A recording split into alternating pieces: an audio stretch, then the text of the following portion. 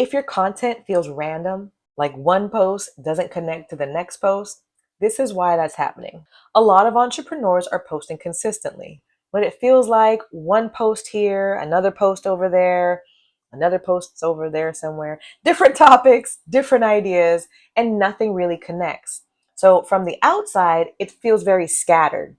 Content feels disconnected when there's no clear path behind it. I've seen creators who are doing the work.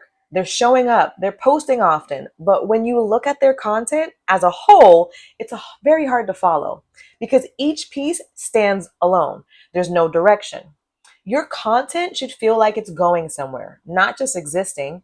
So let me show you how to fix this.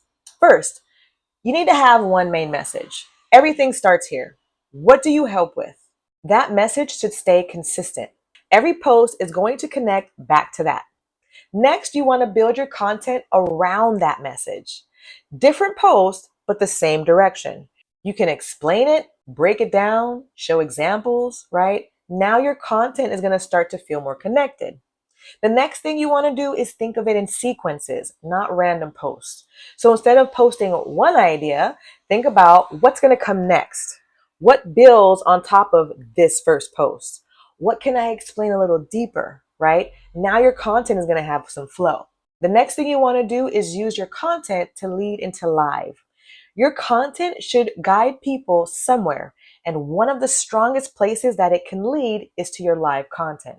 That's where everything connects in a real time. Then the last thing is you want to keep your message consistent over time. Don't keep changing direction. Stay with your message. That's how your brand actually becomes clear. So if your content feels disconnected, here's what's really happening. There's no clear message. There's no sequence, and there's no direction. But the good news is you don't need more content. You need more connected content. Now, if this video helped you, friend, make sure to subscribe to the channel so you don't miss the next episode.